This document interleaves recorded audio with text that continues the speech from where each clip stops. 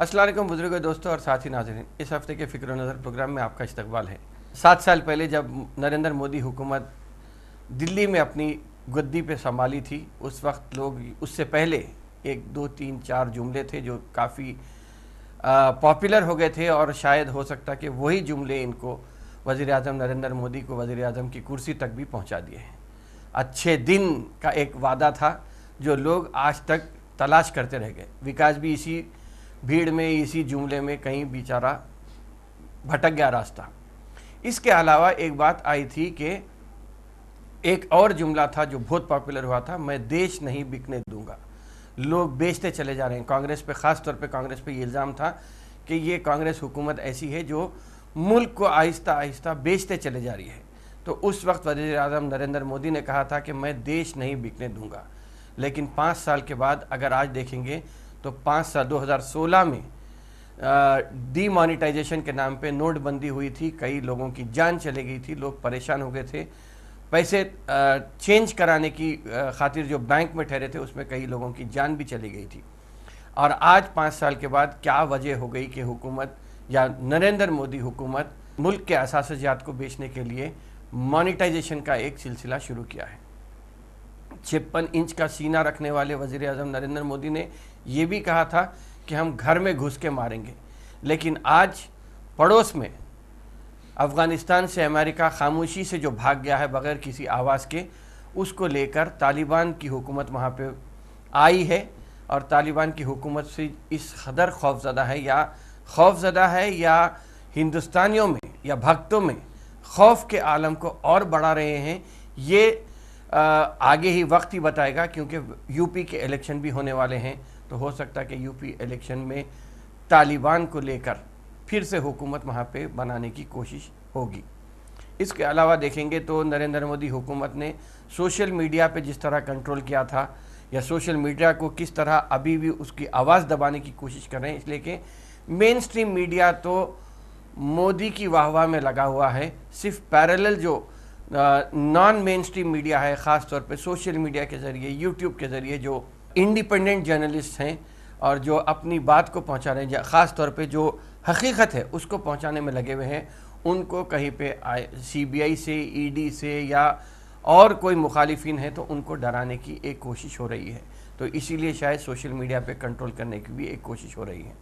मुसलमानों का हाल तो ऐसा है कि मुसलमानों को अब तक एक विलन के तौर पे पेश किया गया है। उसके बाद मुसलमानों को ट्रिपल तलाक के बिल के नाम पे हरास करने की कोशिश की गई।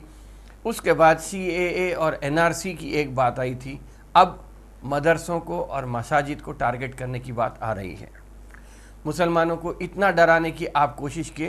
खैर, मुसलमान, हमारा ईमान यह है कि हम जिसका कोई नहीं उसका खुदा है यारो, तो हम अल्लाह की ज़ात पे भरोसा करते हैं। तो डराने की, खौफज़दा करने की, मैंने समझता कि मुसलमान इससे कुछ फ़र्क पड़ा है मुसलमानों को। यकीनन कुछ मॉब लिंचिंग के वाक़यात हुए हैं, कहीं पे गाय को लेकर आप लोगों को मारे हैं, कहीं दाढ़ी टोपी वालों को है तो जय श्री राम बोलने के लिए आप मजबूर करके उन्हें टॉर्चर करे हैं। लेकिन इन सब के अलावा जो सबसे ज़्यादा मुतासिर हुआ है, जो तबका मुतासिर हो रहा है, उसमें दलित भी है। यकीनन आपने ये कहा कि बेटी बचाओ बेटी पढ़ाओ का नारा आप लोगों ने दिया, लेकिन बेटी पढ़ाओ की बात अलग है, लेकिन दलित की बेटी पे रोज़ाना हमले हो रहे हैं और दलित की बेटी के साथ इस्मत रेज़ी के या ज़िना बिल जबर के जो वाक़यात हो रहे हैं उससे काफ़ी लोग परेशान हैं। लेकिन फिर भी लोग अभी भी 15 लाख रुपए मिलने के इंतज़ार में अपनी ज़िंदगी को गुजार रहे हैं। भक्त तो ऐसा है कि भक्त तो ये मान रहा कि भक्त को कोई चीज़ से दिलचस्पी नहीं है। अगरचे कि गैस 1000 रुपये सिलेंडर हो गई है और पेट्रोल 105 रुपये हो गया है। इसके अलावा जो GST कानून लागू किया था या गब्बर सिंह टैक्स जिसे कहा जा रहा है, इससे भी काफ़ी हद तक लोगों को परेशानी हो रही है, आज भी परेशान हो रहे हैं। नरेंद्र मोदी हुकूमत ये कहती है कि बाबर ने हिंदुस्तान पे कब्ज़ा किया था, बाबर ने जुल्म किया था और बहरहाल मंदिर को तोड़कर वहाँ पे बाबरी मस्जिद बनाई थी। लेकिन बाबर अपनी जगह है। बाबर जब हिंदुस्तान में हमला किए थे या हिंदुस्तान में अपनी हुकूमत बनाना चाहते थे तो बाबर ने किसी हिंदू महाराजा को हराया नहीं था, बल्कि इब्राहिम लोदी से उनका मुकाबला हुआ था। इब्राहिम लोदी को शिकस्त देने के बाद बाबर हिंदुस्तान में दाखिल हुए थे। लेकिन अकबर द ग्रेट है और अशोका द ग्रेट है। अकबर द ग्रेट इसलिए है कि अकबर ने जोधाबाई से शादी की, अकबर ने इस्लाम को बदल कर दीन इलाही नाम रखा या दीन इलाही के नाम से अपना मज़हब शुरू किया, तो अकबर द ग्रेट हो गए। जबकि अशोका द ग्रेट ने कई लोगों को, जब वो हिंदू से बुद्धिज़्म की तरफ गए तो कई लोगों को मार देने के बाद भी, मगर वो अशोका ग्रेट है।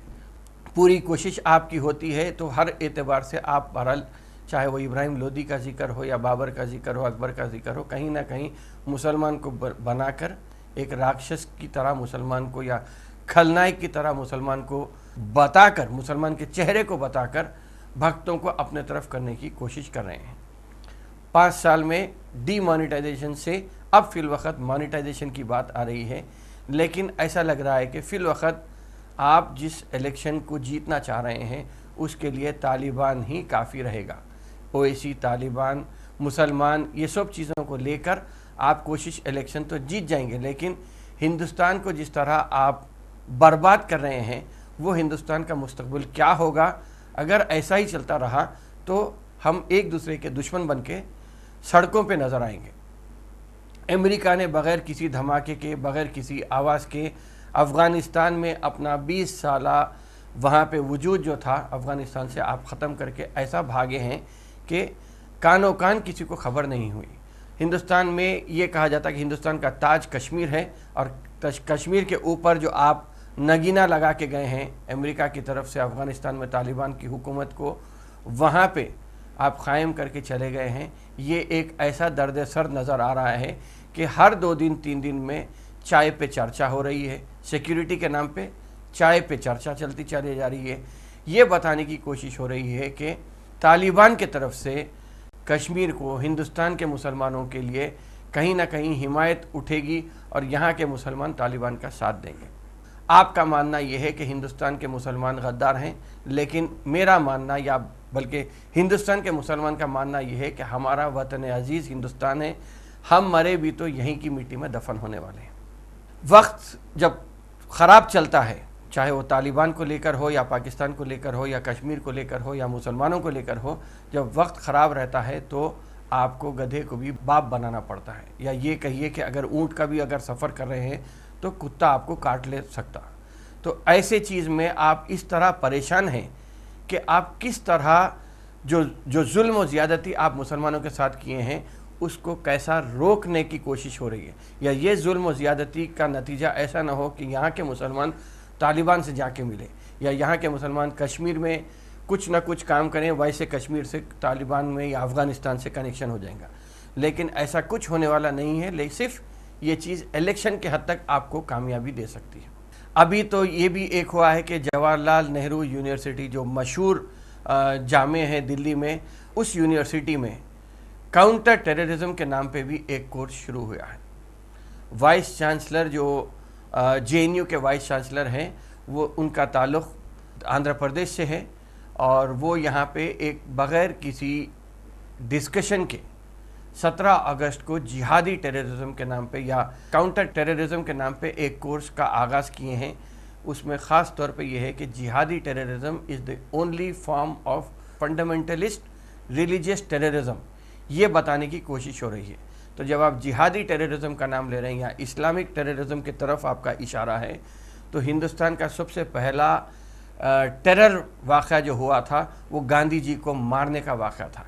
लेकिन यहाँ पर भी फिर JNU का इस्तेमाल हो रहा है, शायद इसलिए हो रहा है कि चूँकि JNU में लेफ़्ट ओरिएंटेड या हकीकत पर मबनी लोग वहाँ से निकलते हैं। हो सकता है कि कन्हैया कुमार वहाँ से निकले हैं, तो उनको टारगेट करने के लिए JNU को यहाँ पे एक कोर्स शुरू करने के लिए उकसाया गया है।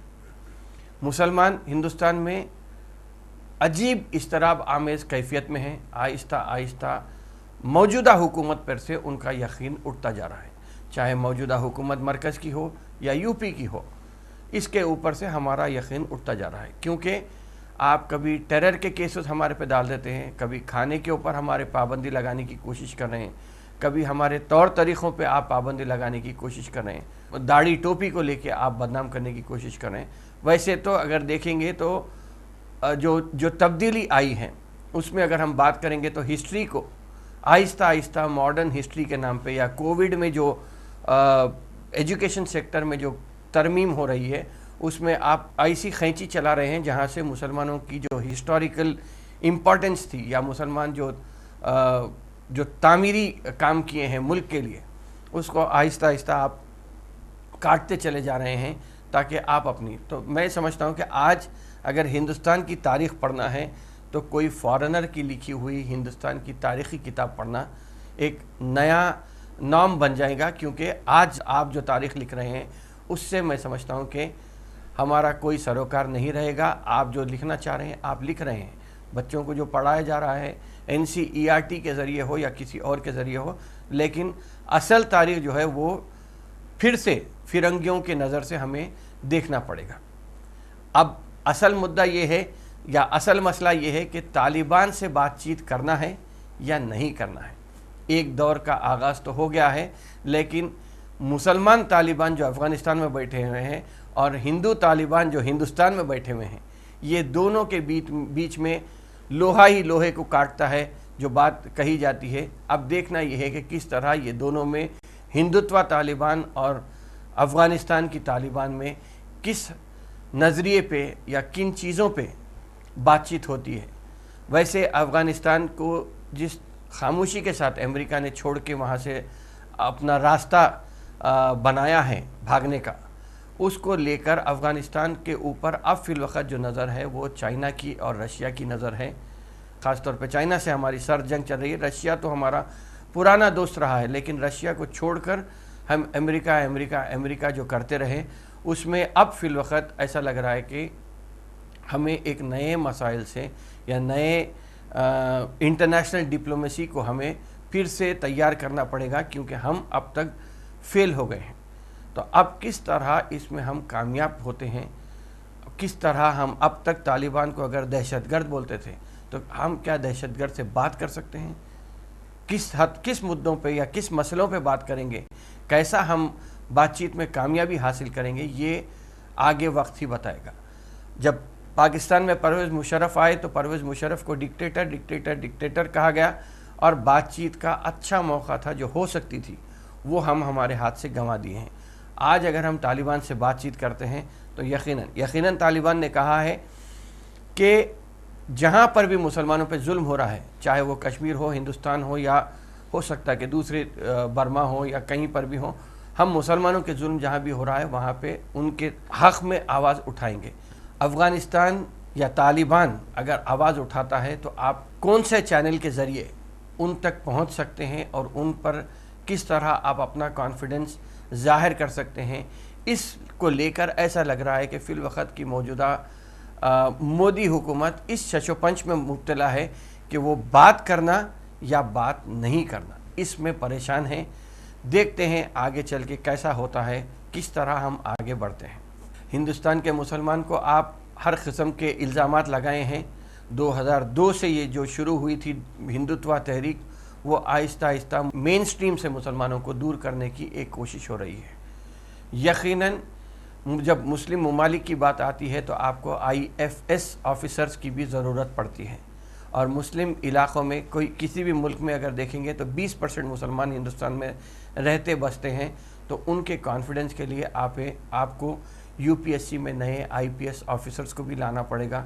کہیں نہ کہیں پہ مسلمانوں کی جو پالیسی، مسلمانوں کے تعلق سے جو پالیسی ہے، آپ یقیناً مسلمان کو شیطان کے روپ میں پیش کر رہے ہیں، لیکن اس کو کہیں نہ کہیں پھر سے مسلمانوں کے واسطے آپ کو یہ ضرور کرنا پڑے گا۔ میں تو یہ بولوں گا کہ اگر SC ST ایکٹ جو ہوتا ہے، ایٹراسٹیز ایکٹ ہوتا ہے، اس قسم کا بھی اگر مسلمانوں کے تعلق سے یا مسلمانوں کے لیے ایک ایکٹ بنتا ہے تو میں سمجھتا ہوں کہ یہ جو موب لنچنگ کا سلسلہ ہے یا جو سڑکوں پہ روک کے غریب مسلمان کو، دیکھیں آپ کرتے کیا ہیں، ایک آدمی کو پکڑ کر اس پہ ظلم و زیادتی کر رہے ہیں۔ یقیناً مین سٹریم میڈیا آپ کا ہے، وہی چلا رہا ہے، وہی چلا کر پھر لوگوں کو ایک طرف کرنے کی کوشش کر رہا ہے۔ لیکن اس سے ملک کے لیے بہت زیادہ خطرہ ہو سکتا ہے. اس کو بچانے کے لیے اب مسلمانوں کا کانفیڈنس یا مسلمانوں کے تعلق سے کچھ نہ کچھ کرنا ضروری ہے. اس لیے کہ 20 کروڑ مسلمانوں کا جو بجٹ مرکزی حکومت کی طرف سے بتایا جاتا ہے وہ 5,000 کروڑ ہے، جبکہ دوسروں میں اگر خود تلنگانہ کی ہم بات کریں گے تو مسلمانوں کا یہاں پہ اسٹیٹ کا بجٹ ہے تقریباً 2,000 کروڑ کا بجٹ ہے، یا 1,200 کروڑ کا بجٹ ہے تلنگانہ کا اگر اس میں ہم جاتے ہیں پرٹیکولر اس میں، یا 2,000 کروڑ کے بجٹ کی اگر ہم بات کریں گے تو ایک اسٹیٹ کا 2,000 کروڑ کا بجٹ ہے، جبکہ پڑوسی ریاست کرناٹکا میں 4,000 کروڑ کا بجٹ مسلمانوں کے لیے دیا جاتا ہے، اور ملک کے پورے ملک کا مرکزی مائنورٹی کا منسٹری کا بجٹ 5,000 کروڑ ہے. اس کو بھی کم کرنے کے جو اقدامات ہو رہے ہیں اور کم کر کے شاید 3,500 کروڑ کے قریب لا لیا گیا ہے. ان سب حالات کو چینج کرتے ہوئے ہی میں سمجھتا ہوں کہ آپ نہ صرف مسلمانوں کا کانفیڈنس بحال کر سکتے ہیں، مسلمانوں کے تعلق سے آپ زہر ضرور اگل رہے ہیں، تیجسوی سوریا ہو یا آپ کے یوگی آدتیہ ناتھ ہوں یا خود مرکزی حکومت بی جے پی کی حکومت کے جو قومی لیڈرز ہیں، وہ یقیناً زہر ضرور اگل رہے ہیں، لیکن آپ کو یہاں پہ مسلمانوں کے تعلق سے نرم رویہ اختیار کرنا ضروری ہے. اور وہیں پر میں سمجھتا ہوں کہ کچھ آپ کانفیڈنس یہاں پہ بحال کریں گے تو پھر آپ آگے جا کے چاہے وہ 54 اسلامی ممالک ہوں یا صرف افغانستان کی طالبان ہوں، وہاں پر ہی جا کے آپ اپنی بات چیت کو ایک خوشگوار ماحول میں بات چیت کر سکتے ہیں. ہمارا پرابلم یہ ہے کہ تلنگانہ میں ریاست میں بھی ایک ریلی شروع ہوتی ہے، بنڈی کا بیل ایک طرف جاتا ہے تو بنڈی ایک طرف چلے جاتی ہے، یہاں پہ آتے لے دے کے پھر گھما پھرا کے ایک بات آتی ہے کہ نظام حکومت کے اوپر اپنا نزلہ نکالنے کا یا پورا غصہ یا کچرا اونڈلنے کی کوشش ہوتی ہے. نظام نے تو عثمانیہ دواخانہ بنایا، نظام نے تو اسمبلی کی بلڈنگ بنائی. موجودہ 70 سال میں آپ لوگوں کی جو حکومت آئی نظام کے بعد، بلکہ میں یہ کہوں گا کہ 56 سے اگر ہم دیکھیں گے یا نظام کے انتقال کے بعد سے اگر دیکھیں گے تو 1965 سے ہی اگر دیکھیں گے تو آپ کیا بنائیں، اس کے لیے بتانے کے لیے کچھ بھی نہیں ہے سوائے اس کے کہ پرائیویٹ لوگوں نے دواخانے بنائے، سکولز بنائے، کالجز بنائے. حکومت نے کیا بنایا سوائے پولیس اسٹیشن کے؟ آپ کچھ نہیں بنائے.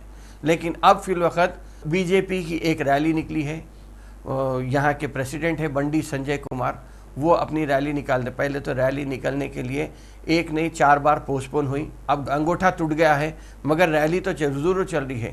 انگوٹھے سے زیادہ یا پیر سے زیادہ زبان جتنی زیادہ چل رہی ہے، ان کو بھی یہ معلوم ہونا چاہیے کہ اگر کل بی جے پی کی حکومت تلنگانہ میں آتی ہے تو بنڈی سنجے کمار کو ریٹ کی طرح نکال کے پھینک دیا جائے گا اور کشن ریڈی کو سینٹر سے یہاں پہ چیف منسٹر بنا کے بھیجنے والے ہیں. اس لیے کہ کشن ریڈی کا جو ریکارڈ ہے امبر پیٹ میں یا as a M L A ان کا جو ریکارڈ ہے وہ ہندو مسلم بھائی چارگی کے ایک علم بردار ہے، تو انہیں وزیر اعظم نریندر مودی کی بھی کافی تائید حاصل ہے، تو انہیں چیف منسٹر کے طور پہ یہاں پہ بھیج سکتے ہیں. اب جو آپ پکار رہے ہیں وہ آپ کا پکارنا، آپ کا گلا، آپ کی زبان آپ کے کنٹرول میں رہی تو اچھا ہے، ورنہ کل کیا ہونے والا ہے یہ وقت ہی بتائے گا. خیر میں سمجھتا ہوں کہ ان سب باتوں کے ساتھ یہاں پہ میں اپنی بات کو ختم کرتا ہوں. دیکھتے ہیں آئندہ ہفتے اور کیا نئی تبدیلی آتی ہے. انشاءاللہ آئندہ ہفتے پھر ملاقات کریں گے، پھر بات کریں گے. شکریہ، خدا حافظ.